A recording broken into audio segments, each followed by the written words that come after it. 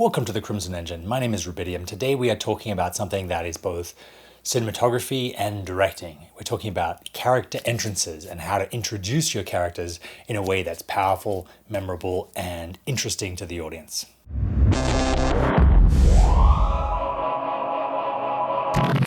We do judge a book by its cover, and first impressions last. So the first time that the audience sees the character, they'll take in a lot of inferences and subconscious judgments that can be really hard to get rid of or work against later.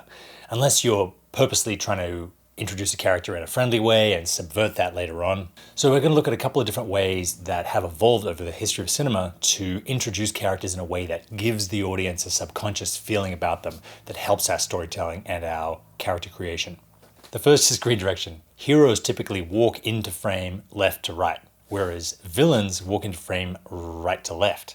This is because in the West, at least, we read left to right, and so the left to right direction feels more natural, feels more going with the flow, feels more wholesome to us, whereas right to left feels kind of working against the grain.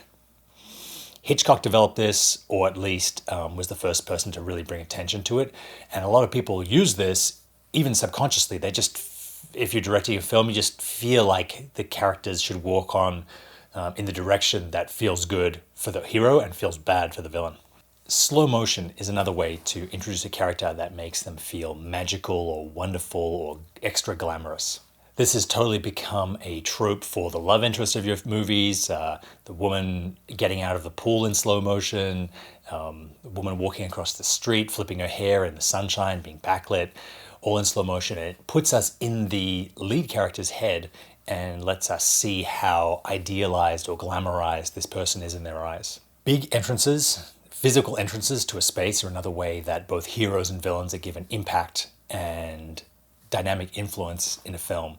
This probably comes from the old Western, where the hero or villain pushes open the double swinging door to the Old West tavern, and one minute they're not there, and then suddenly they are. They make a big entrance, they disrupt things, they're a powerful influence on our frame and a powerful influence on our story. This was amazingly satirized by 30 Rock, where Jack Donaghy, who's this big, powerful executive, is having his office remodeled when Tina Fey, Liz Lemon, goes to meet him for the first time, and he actually just kicks down a door, and you see him creating this really powerful entrance and a really wonderful effect on his environment. It foreshadows the big effect he's going to have on the show and Liz Lemon's life. Now, there's no reason why you can't combine several of these.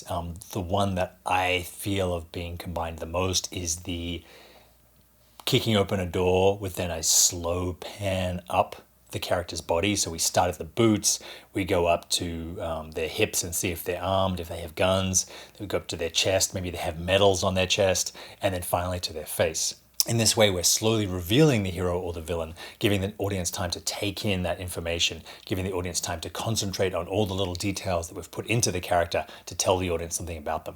Another brilliant trope that still gets used a lot for character introduction is the Light Up Trope.